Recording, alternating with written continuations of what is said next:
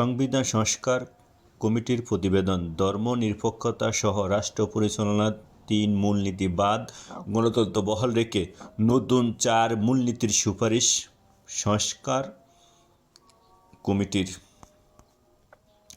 অধ্যাপক আলী রিয়াজের নেতৃত্বাধীন সংবিধান সংস্কার কমিশনের প্রধান উপদেষ্টা অধ্যাপক ইউনূসের কাছে তাদের সংস্কারের সুপারিশ সম্বলিত প্রতিবেদন জমা দিয়েছেন আজ বুধবার প্রধান উপদেষ্টার কার্যালয়। রাষ্ট্র পরিচালনার ৪ মূলনীতির মধ্যে ৩টি বাদ দেওয়ার সুপারিশ করেছেন সংবিধান সংস্কার কমিশন। সেই সঙ্গে গণতন্ত্র বহাল রেখে রাষ্ট্র পরিচালনার নতুন আরও ৪টি মূলনীতি সুপারিশ করেছেন তারা। বর্তমানে সংবিধান রাষ্ট্র পরিচালনার যে ৪টি মূলনীতি রয়েছে সেগুলো হচ্ছে জাতীয়তাবাদ, সমাজতন্ত্র, গণতন্ত্র ও ধর্মনিরপেক্ষতা। ১৯৭১ সালের মুক্তিযুদ্ধের মধ্য দিয়ে দেশ স্বাধীন হওয়ার পর ৭২ যে সংবিধান প্রণীত হয়েছে তাতে রাষ্ট্র পরিচালনায় এই ৪ মূলনীতি গৃহীত হয়েছে।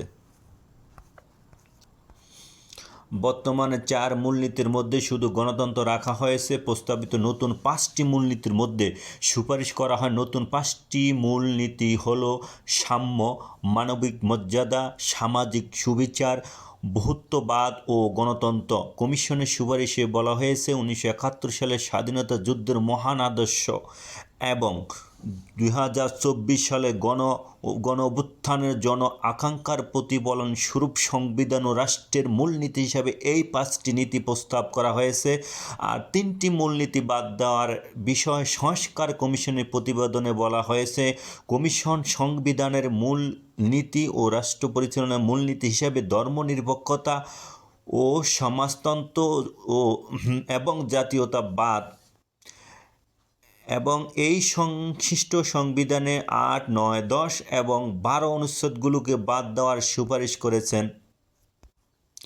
অধ্যাপক আলী রিয়াজের নেতৃত্বাধীন সংবিধান সংস্কার কমিশন আজ বুধবার প্রধান উপদেষ্টার কাছে তাদের সংস্কার সুপারিশ সম্বলিত প্রতিবেদন জমা দেন। এই দিন আরও ৩টি সংস্কার কমিশনের প্রতিবেদন জমা দেওয়া হয়েছে। বাকি 3টি কমিশন হলো নির্বাচন কমিশন, দুর্নীতি দমন কমিশন ও পুলিশ সংস্কার কমিশন। এই সময় সংবিধান সংস্কার কমিশনের প্রধান অধ্যাপক আলী রিয়াজ তাদের প্রতিবেদনের সংক্ষেপ তুলে ধরেন।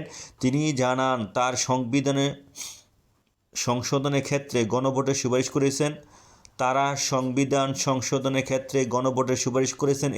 এছাড়াও দ্বিকক্ষ বিশিষ্ট সংসদ চালুর সুপারিশ করেছেন। সংস্কার কমিশনের সুপারিশ নিয়ে এখন রাজনৈতিক দলগুলির সঙ্গে আলোচনা করবেন অন্তর্বর্তী সরকার। সেই আলোচনার মাধ্যমে যেসব বিষয়ে ঐকমত্য হবে সেসব সংস্কার প্রস্তাব বাস্তবায়ন করা হবে। ফেব্রুয়ারিতে রাজনৈতিক দলের সঙ্গে আলোচনা হবে বলে আজ এক সংবাদ ব্রিফিংয়ের মাধ্যমে সরকার পক্ষ থেকে জানানো হয়।